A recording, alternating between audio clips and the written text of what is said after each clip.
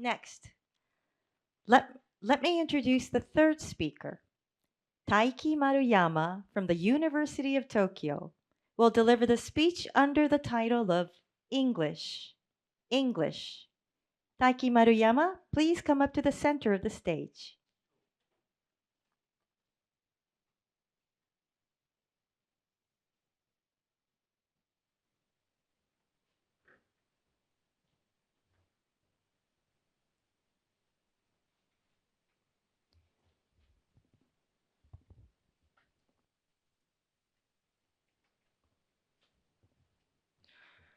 Thank you, the Master of Ceremony and the Honorable Judges. Good afternoon, everyone. Thank you. English is the most interesting English word. My educational background has made my English accent rather British. One day, my American friend talked to me. Oh, you call it chips in British English. It's fries in English. What a devil was he saying? Wasn't it supposed to be it's fries in American English? For English originally belonged not to America but to England. Indeed, according to the Oxford English Dictionary, English not only means author belonging to England or Britain or its inhabitants, but also the English language. But in fact, English is no longer English. I mean, the English language is said to be spoken in more than 70 countries, in addition to England, and its form is diverse.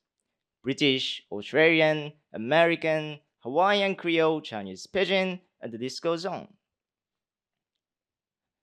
Today, I'm talking about a problem the Japanese people face regarding such accents and dialects of English. In Japan, my accent is sometimes considered to be strange. Even a judge in a speech contest deducted my points due to my strange accent. Strange doesn't the inconsiderate adjective usually mean far from American? This is perhaps because the current English education in Japan is largely based on North American English. And since many of us have no choice but to speak in a Japanese accent, argumentation towards a gorgeous, glamorous Californian accent used by Hollywood celebrities will get literally great. It is a sort of inferiority complex against native speakers or returnees. After all, being a returnee is the most reliable English qualification, don't you think? No, I must say it's stoic. However, imagine talking to international people in English as a common language. Imagine a business meeting with a French person. Bonjour, I call myself Vincent. Talk about the deal, shall we? You couldn't call that strange, otherwise you would spoil the deal. Be aware that the number of non-native English speakers are 3 times as large as that of native English speakers, according to a survey done by a German language learning platform called Bubble in 2021. By the way, the name ironically reminds me of the Tower of Babel, the cause of the language diversity in the Bible.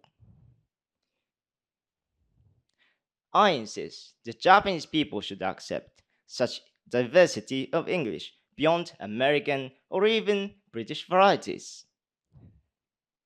As a matter of fact, not all British speak so-called British English. I once experienced so thick a Scottish accent on an overnight bus from Edinburgh to London. Drinking, eating, and smoking are strictly prohibited. Now it is frightening to imagine that I'm going to study in Scotland for 5 months next year. Anyway, stop having a particular faith in a particular English and start embracing any accent or dialect. I hope this situation is come to that all English speakers are treated equally. It gives us the confidence to communicate in our own accent. As a result, we are finally ready to discuss, without hesitation, what is more important: global prosperity, world peace, promotion of Japanese culture, and so on. The situation requires each of your attitudes, a generous, respectful attitudes towards those with whom you communicate in English. Communication is all about respect. Just speaking fluently does not necessarily mean you are truly communicated. Obviously, talking to a person with respect in imperfect English is more heartwarming than doing so without respect in perfect English. By contrast, disrespecting somebody's wording or pronunciation is equivalent to disrespecting themselves. In my case, skeptical looks of many at my accent have been almost insults to me, even if they were not intentional. There are many ways to show somebody respect, but today I will share 2 tips. First, focus on what they say, not how they say. All you have to do is to judge people not by the sound of their accent, but by the content of their remarks. They are opinionated, therefore they speak. It's not a speaking test. Second, try to use thank you in their mother tongue. To quote Nelson Mandela, if you talk to a man in the language he understands, that goes to his head. If you talk to him in his language, that goes to his heart. I know it's far too difficult, unless you only learn one phrase. Showing somebody gratitude has the power to demonstrate an awareness of cross-cultural understanding. Those are merely examples, and it's our homework to explore other ways. I shall conclude my speech by showing how easier it is than you expected to communicate in various accents and dialects. Today, in my speech, I have used 8 different accents, including my own RP, a so-called posh British English. And I know you have had little trouble listening to it because it's not about how I sounded, but about what message I gave you today. And the message is, of course, I wish you would cherish whatever forms of English. Thank you, and arigatou gozaimashita. Thank you so much, Taiki Maruyama. Then we will have a question and answer session. Dr. Sasayama, please begin.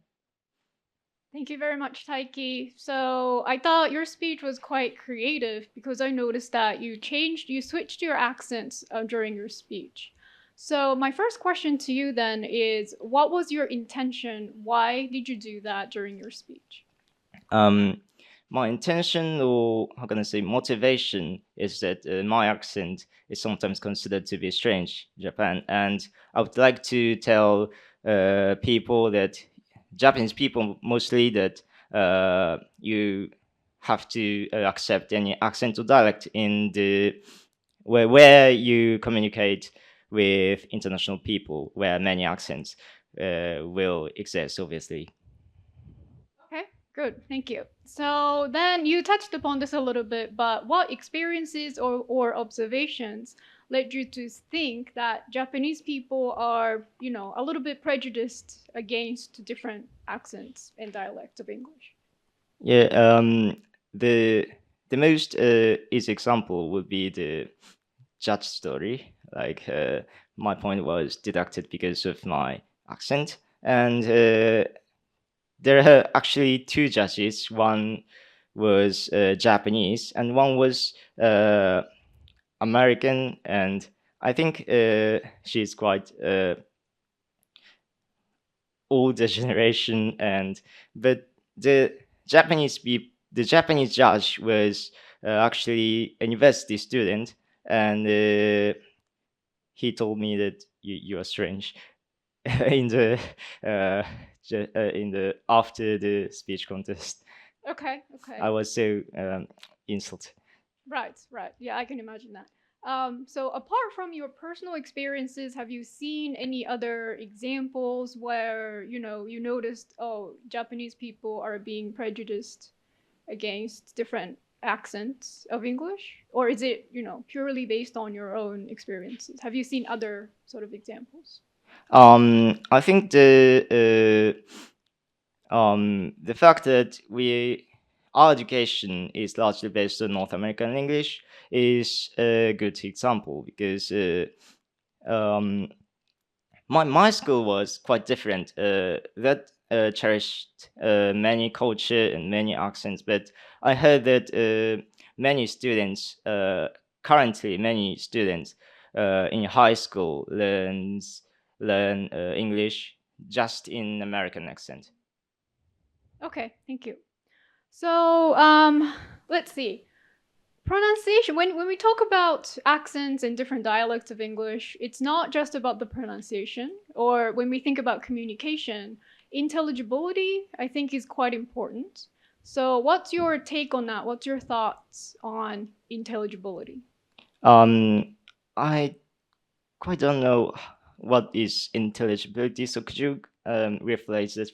So, for example, embracing different accents. So, for speakers, embracing different accents is important. But do you think it's also important for speakers to speak in a way that's easy for the listeners to understand? So, intelligibility, how easy is it for you, for the listeners to understand the speaker?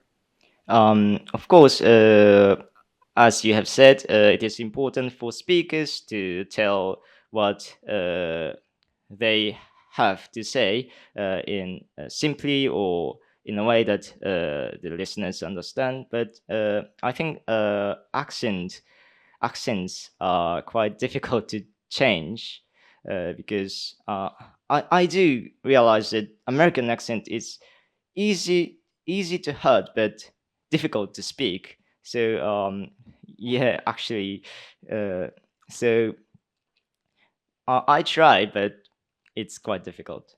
All right, thank you very much. Thank you, Dr. Sasayama.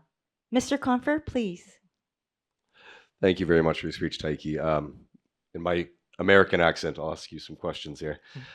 So I'm going to make up a word here, accentism, which I think is kind of what you're talking about, judging people by their accents. And in the United States, we are self-conscious about our accents when we hear someone speaking British. In the United States, someone from the South, a Southern accent is viewed differently. Do you think that this is a universal experience? Do you, from your observations of Japanese, for example, are accents from different regions viewed in different ways? And does that make this a universal experience? I agree with the opinion that accentism is a global phenomenon, because the British case is, I think, most typical, because the accent decides what class they belong to. Is that something that you think people will be able to get over? You sound very hopeful about it, that we can be more respectful, that we can overcome this. Do you genuinely believe that? I believe so, because I have two hopeful factors. The first thing is that it's mostly in the UK, but they have particular pride in their accent, or how can I say, class. And if we have, like, if Japanese people have particular pride in a so-called samurai accent and speak it quite fluently without any hesitation, that'll make communication much easier. And the second one is that we can at least communicate like in different ways with respect. And it's not all about accent or even not all about languages. We have body languages. If at least we have respect for others, I believe we could make communication much easier worldwide. Thank you. So you've talked a lot about your own experience of being discriminated against, for lack of a better term. But then you also had the Mandela quote. If you talk to a man in a language he understands, that goes to his head. If you talk to him in his language, that goes to his heart. Can you talk about a time when you were spoken to in Japanese, perhaps, or in English by someone who was not a native speaker and it touched your heart? Talk about that time.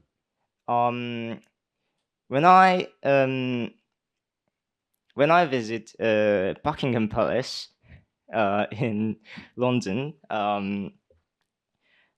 somehow the people around there recognize their staff, recognize that I'm Japanese. Well, I don't know why, and they